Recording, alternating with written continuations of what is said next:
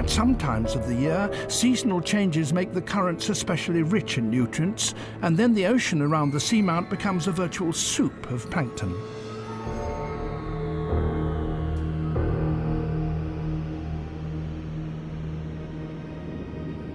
At such times, hunters gather in astonishing numbers.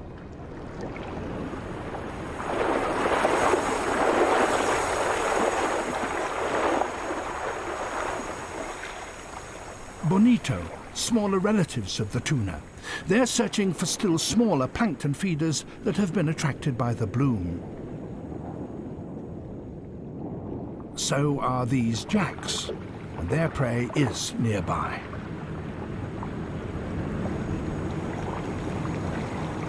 A school of anchoveta has strayed up near the surface, even though it's broad daylight and hunters are on the prowl.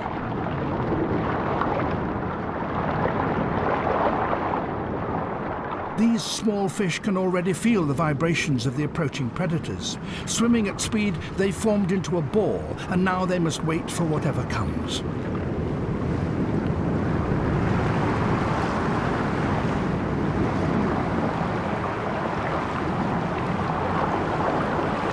They've been detected.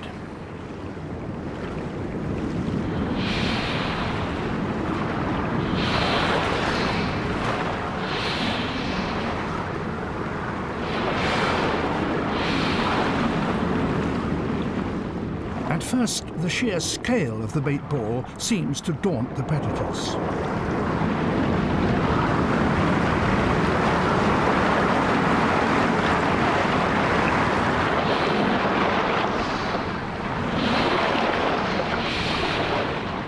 But now the bonito arrive and launch the first attack.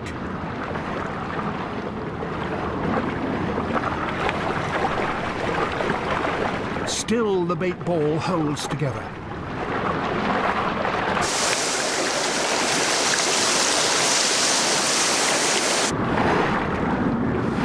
The young yellowfin tuna move in. The speed of this attack is so great that gradually groups of anchoveta are splintered from the main fish ball.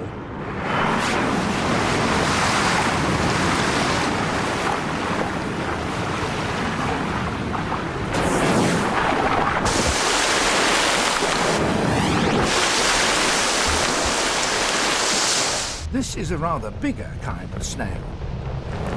At 5 kilograms in weight, the giant horse conch has little to fear from any shark, and it has a taste for tulip snail.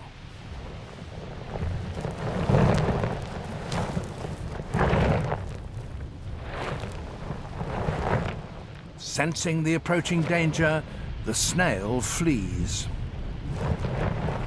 But in a world of snail paces, the conch is something of a Ferrari. It calls for desperate measures. Exhausted by the effort of its last-ditch attempt, the tulip snail is slowly gunned down.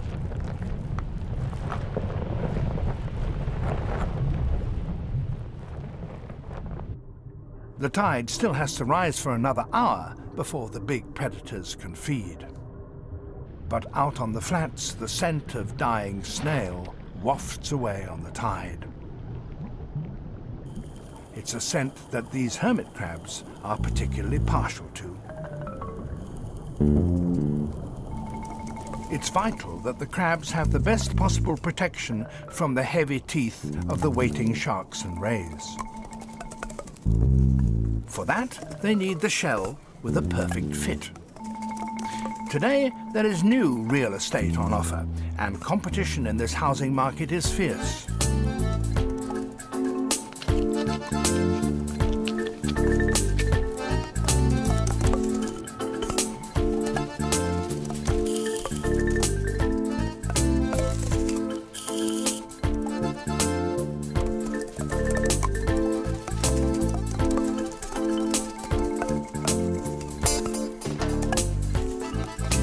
The action becomes even more desperate when the shell of the devoured snail is ready for release.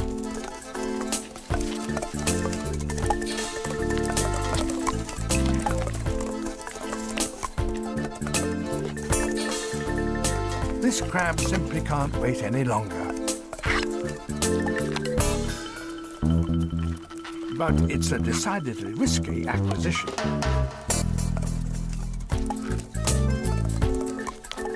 The risk paid off handsomely. The new shell is both lighter and stronger than the old home, and it's not a moment too soon, because the tide is flowing in strongly, flooding the plains. A fish as big as this will net the crew at least $2,000. The boats are following a long tradition. Every summer, after spawning, bluefin tuna migrate from the Mediterranean to the Atlantic Ocean. Each year, the fishermen are waiting, and so are the killer whales.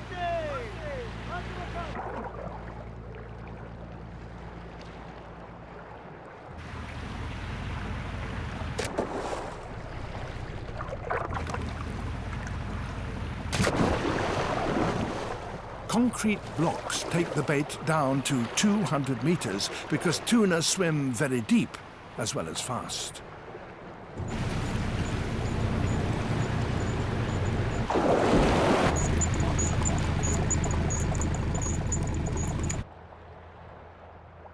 With the line paid out, the crew can only wait and hope and watch the whales.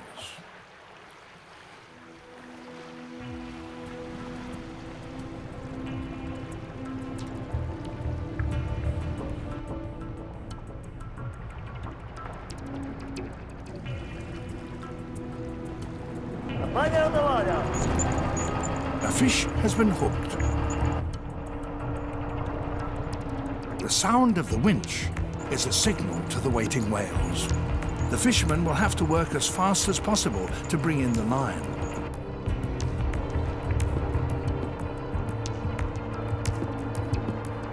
The whales simply bide their time.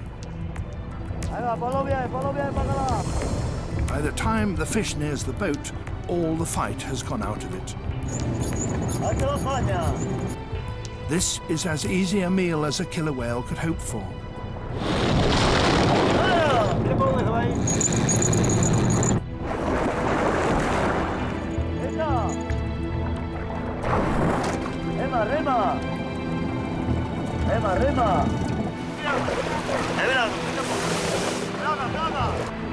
The whales can strip the tuna in minutes.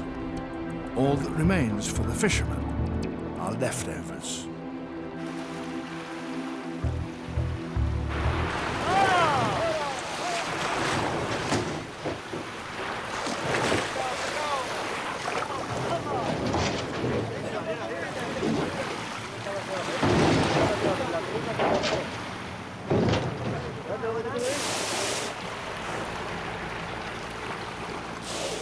Just as in the north, the southern seasonal seas also have areas of rich green water,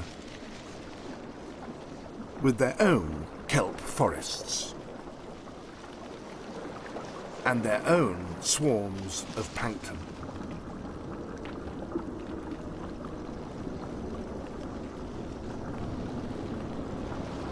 Some of the inhabitants of these seas live only in the southern hemisphere. This is one of them, the handfish that strolls around on modified fins.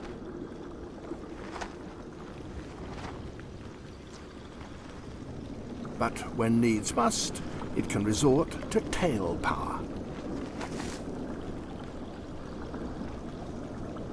Every summer, visitors come to the shallows around Tasmania. These are Australian squid, about half a metre long. They are here to breed.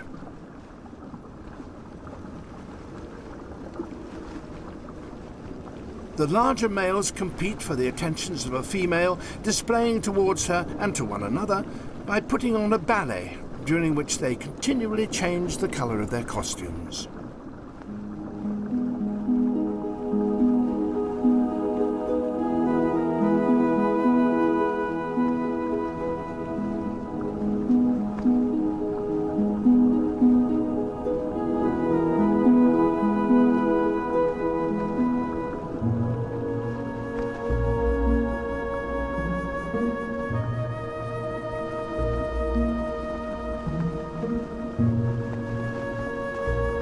Eventually, they form pairs.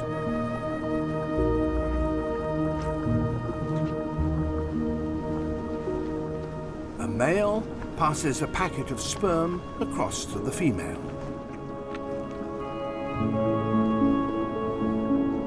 After the eggs have been fertilized, they're deposited in tough, rubbery egg cases that other creatures find poisonous. Within 3 weeks, the babies are ready to hatch out.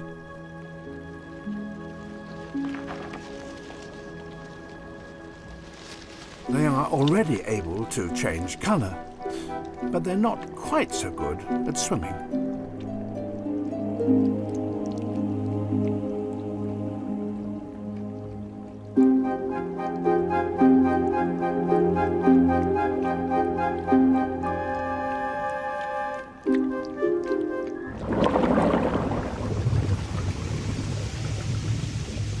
Even in the dark zone, there is some light. Turn off the submersible headlights and you see a pyrotechnic display outside. These lights are created by animals. This is bioluminescence. A deep-sea anglerfish flashes in the darkness. The light is generated by bacteria that live permanently inside the lure, which attracts prey to these murderous teeth. There are all sorts of lures out in the darkness.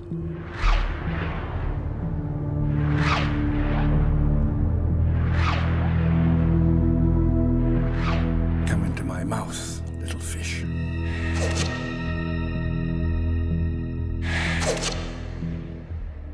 And what is the purpose of this lure, suspended on a long rod way below its owner's terrifying set of teeth?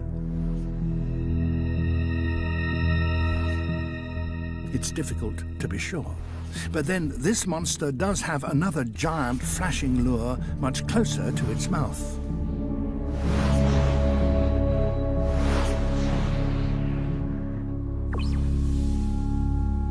These fish are called anglers because they use their lures in much the same way as fly fishermen use their imitation flies.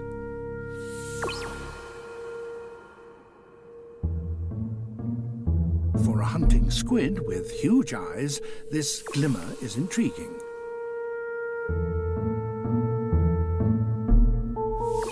It might just be food.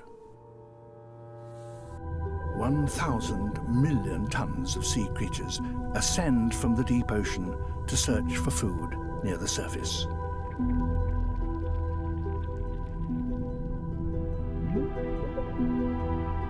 They graze on the phytoplankton under cover of darkness. Even so, they're far from safe. Other marine hunters follow them, some traveling up from hundreds of meters below.